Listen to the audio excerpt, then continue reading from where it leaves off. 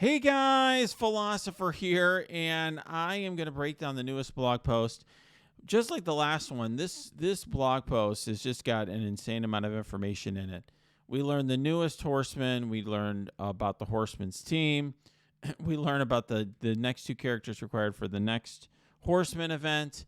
And on top of that, we are also learning about how Gear Tier 17 is coming out. So I'm going to break all that down. A lot to talk about here. So the Gamma team is coming to the game. This is, going to be coming next patch. Very heavily rumored. So those rumors were correct. It's going to be a war team, and it is going to be a team that is led by a horseman. And they reveal that the next horseman is Red Hulk. So that's interesting. Very heavily rumored, and people were predicting that. So that turns out to be true. So what that means is basically you're going to need to build this team, whether you like it or not. Even if you're not into war, you're going to have to build the Gamma team if you want to get Apocalypse someday. And so I think that's interesting. They do not show us anything about his kit, although they talk about some sort of battlefield effect. And they say it's a visual effect. I don't know what that, if that just means that it changes the background or what.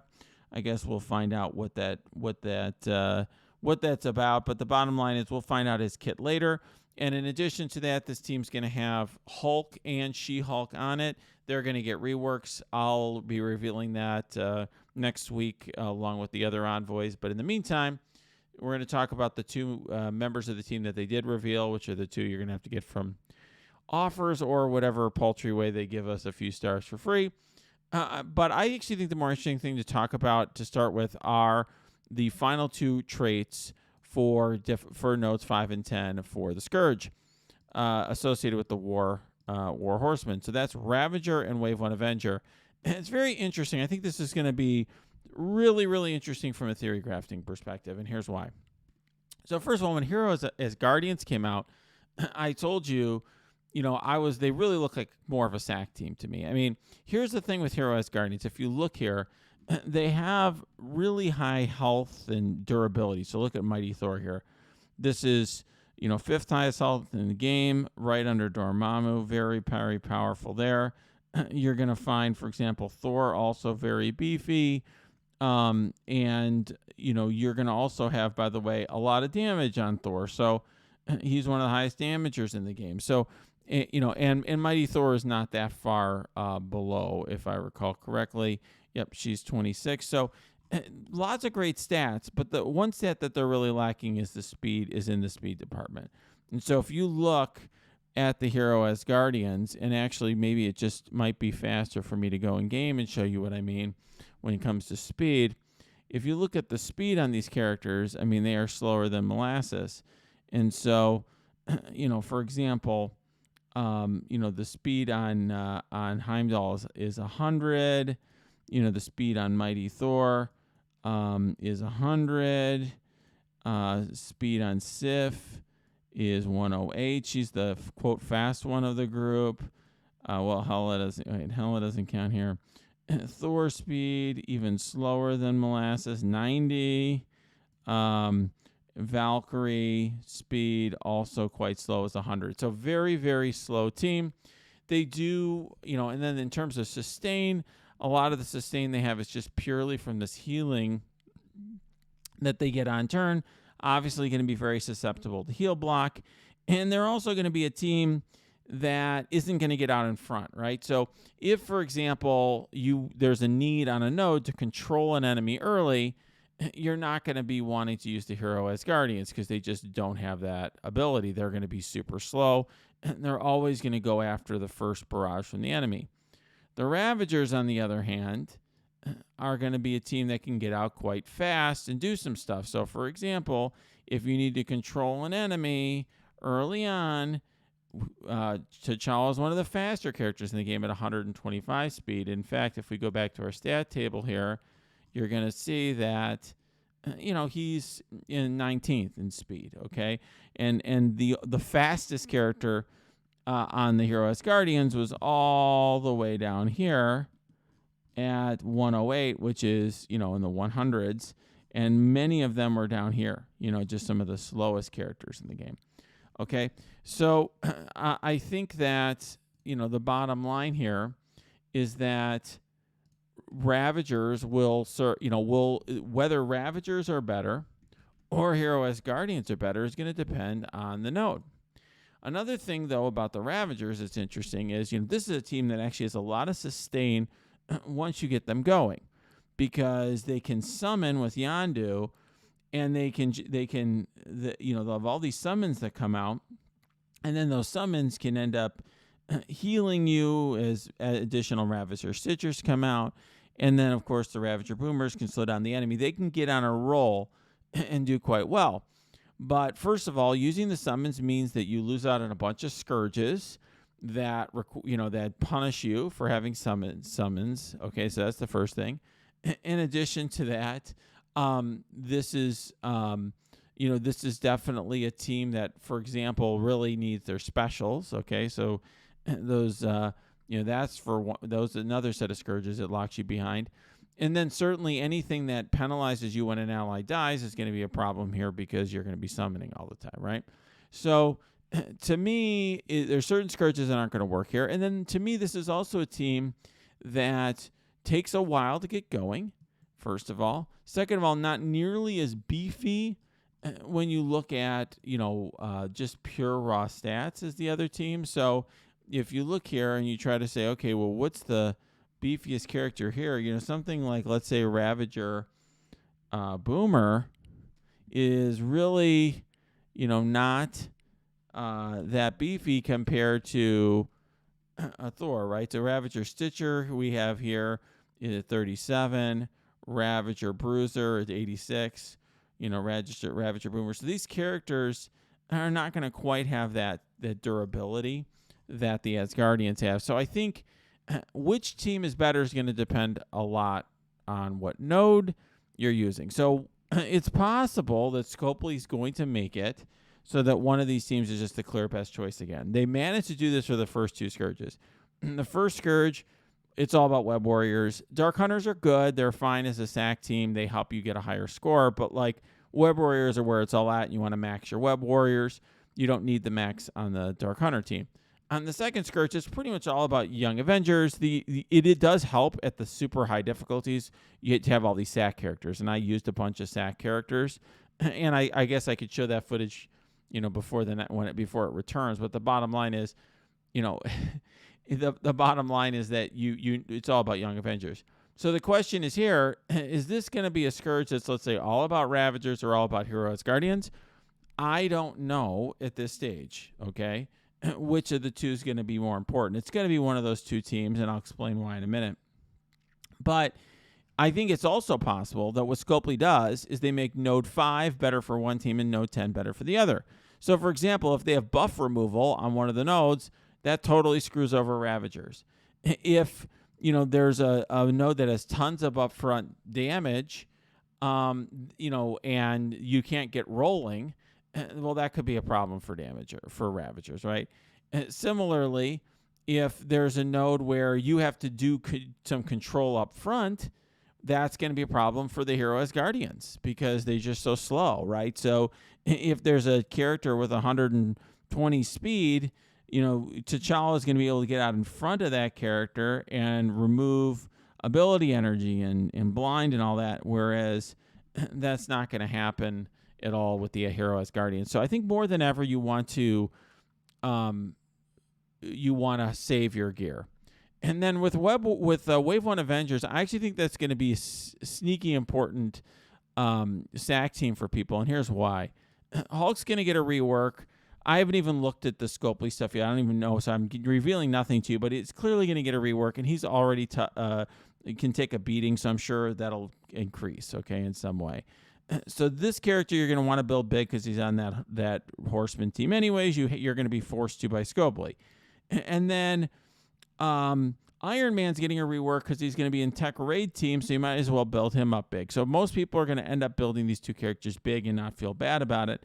And so I think as a result, you can combine those two with a couple of these others and have like a reasonable sack team, and that'll take some hits. So I suspect with the reworks to Hulk and Iron Man that this will actually be a reasonable sack team.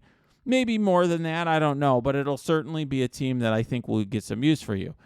However, there's no way that, in my view, that this is going to be the primary team at all, because Thor, even though he's gotten reworked and thus is so much better and more important than he used to be, he unfortunately is needed on the hero as Guardians. They really aren't nearly as good without him. So I suspect what's going to happen is that you'll either use them for cleanup on Node 5, let's say, and then keep your Thor at high health and bring him into Node 10 with the hero as Guardians, or he'll end up just working with the hero as Guardians, and you'll run like a 5-person team here, leaving him off, right? Where you can run the full team with Iron Man and Hulk without him.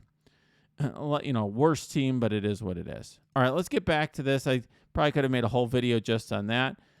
But getting back to the blog here, Abomination looks interesting. So he's a villain global brawler. Let's just go right here to the passive. So on turn, he's going to heal himself for 20%. He's going to be pretty ridiculous. If you healer ISO probably will work very well with him. And then on turn, flip one random positive effect on all enemies that have positive effects. That's awesome. He's just going to be kind of the king of flipping effects. We're going to go more to that in a minute. Gain 30% max health, 30% drain, and he gives that to the whole team. And 30% focus per ally, which means his focus is going to be through the roof, right? Because he's going to be getting, another 120% focus on the team. So his ultimate is going to be available turn 1, attacks the primary target for 600% damage and flips all evade and deflect, and apply defense down and stun. Can't be blocked, can't be dodged, on war defense. And they're making this, it looks to me like a team that you could use on either war offense or war defense would be my guess. But we'll see. If they have a lot more stuff that is coded, that gives them an advantage on war defense, then I could see them being more of a war defense team. But I suspect that it's meant to swing both ways. So I'd say this is interesting. It's giving the option to use him on war defense and making sure that, it gives an advantage for doing that. And then here on the special, attack all enemies for 250% piercing, which ignores armor, and clear defense up, and apply offense down for 2 turns and defense down for 2 turns. So why isn't this just a flip? And I would think the reason is that if this way you get the defense down even if the enemy doesn't have defense up. Okay, so this is, I think, better from that perspective. And then this gets additional focus against targets with defense down. I'm not really sure I understand the need there, the logic there. You're already going to have 50%, effectively 50% additional focus. So it's 50% less resistance on these characters anyway. But whatever, you're going to get a ton of crit chance. And so an argument could be made to make this character a raider instead of, let's say, a healer. And then on the basic, this is going to be one of the best basics in the game. Attack primary target for 250% piercing, clear off defense up, and apply defense down. Chain to an adjacent target for 200% piercing and clear defense up and apply defense down. Very, very good. Just because the piercing damage ignores armor. And then you're not only applying defense down, which a lot of basics do, but you're clearing defense up. That's very, very good. This is, I think, going to be really a useful character given that the meta now is so focused on all the teams having defense up. Okay? Interesting character. I imagine this character is going to be very stat-based and just have massive stats. That's my prediction, but I don't know yet. Braun, so he is basically the support for the team. Bio support. So if you go to his passive, on turn, also heals, and then at the end of any turn, he clears heal block on self or a random gamma ally. And so, that's an important thing because otherwise this team is very, very susceptible to heal blocks since that seems like a lot of their sustain. And then whenever this character or gamma ally drops below 50% health, fill that character speed bar by 15% and apply offense up and 3 death proof. That's awesome. And really, it's like a kind of a Hulk smash thing, but like he's getting angry, right? But the bottom line here is that, this is always going to be powerful when you have what I call out of turn healing or out of turn support. Here it's not healing, but basically it's kind of like how Shuri or Squirrel Girl throw those out of turn buffs. So I think this is really powerful from that perspective. Obviously 30% max health for the team, so you need to have this character. They're forcing you to have him. Obviously you'll have him for Apocalypse anyway. And then in War, on spawn, he's gaining safeguard and immunity. He's applying speed up to the whole team, which means this team's going to be way better in War because speed up means that they're going to go first. Essentially, speed up means that if they get that on spawn, they get 50% speed bar gain on spawn, which means they're going to go first. They're going to go before anyone else on spawn. On offense, apply 3 deflect to the whole team. Very interesting. Once again, I mean, it suggests that this is a team that can go both ways, which is cool. I like that you can go offense or defense. And then 200% resistance for the whole team. All right, so these two are getting a rework. They'll reveal that later. And then I'm moving past this crap. And let's get right to, okay, Pestilence Scourge is coming back. And I do think, by the way, it's great that the Victor's leaderboard, for people like me who already have the full character shards, we're going to be in a separate leaderboard, which is a good thing. Okay. But let's talk about Gear Tier 17. I think that's the other important thing here. Okay, it's nearly here. In the next patch, you're going to be able to put characters to Gear Tier 17, and we already know, and they've already told us that the characters that you need to bring up to Gear Tier 17 are essentially the Horseman teams, because that's what you're going to need to unlock Apocalypse. That's the bottom line. I mean, obviously there may be there will be other characters you're going to need as well on top of that, but that's the key one. All right, so let's talk. Okay, they show you your Gear Tier 17, but here's an interesting thing. Cosmic Crucible will be one of your primary sources of Gear Tier 17.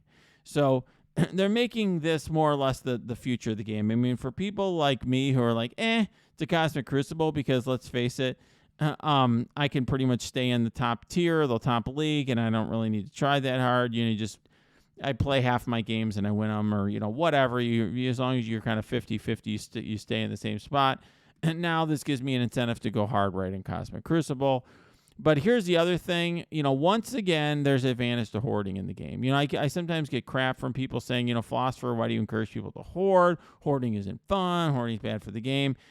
Hoarding's bad for Scopely, but it's generally great for us, okay?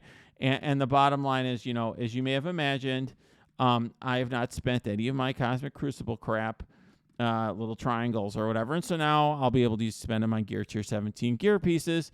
And that's my recommendation. Everyone is start hoarding your Crucible triangles now and use them only for Gear Tier 17 pieces. Now that they're being added to the store, you'll be able to use them there. And I think you don't want to use them on the other pieces, even if you need them in the short run, because those pieces are going to become increasingly easy to get now that we have the new raid coming out that they talk about in this blog as well. All right. So let's keep going. Let's keep going here. So next, in the Raid Orb store, there will be a new Teal Elite Raid Orb that contains Gear Tier 17 pieces, and that's going to be from this new Doom Raid. So once again, they're clearly continuing the emphasis of raiding as the new, main content in this game. It's once again, making progression very alliance-based, forcing you to be in the best alliance you can be in. And then they're saying, okay, they're going to you can buy them for gold, but it's going to cost a fortune in terms of gold. Okay. And then in the main orb store, there'll be a new Armory 17 orb. And in the coming weeks and months, there'll be many opportunities to earn fragments for this orb during various events, yada, yada. In other words, this is going to be what they're going to offer they're going to have offers for money for. Okay. And then the Doom raid's in, and they claim that it's just going to be harder by one difficulty level. So if you're doing Doom 2.3, you're going to be able to do 3.2. We'll see. Okay. And, the bottom line here is, you're going to need ISO Blue 3. So you're going to have to make sure that, you're going to be bringing your raid teams to ISO 3. I feel like for players, that's not as hard as it once was. I think we've got the ISO Blue has kind of gotten into the community much more over time through the Doom raids, and then but they're saying that for higher difficulties, you're going to want to be at level 90 and 5 red stars, of course, right? They're getting to the point where they're requiring red stars, but by the way, not adding new characters to the Elite Store. And then the new rewards contain fragments for the new Teal Elite Orb, which is how you're going to get the Gear Tier 17. And you're going to need 100% completion to get 1.5 Teal Elite Orbs. So if your Alliance only will do 60% completion, you'll be 50% slower than, Krakens or whomever is going to do it at the top. And then, purple ability mats are being added as well. I guess they realized that the T3 crunch is crappy. And then they're doing additional, they're finally doing the league placements as well for Cosmic Crucible. And then they're also adding some, it looks like SBCs to the milestone, which is I think is a good thing as well.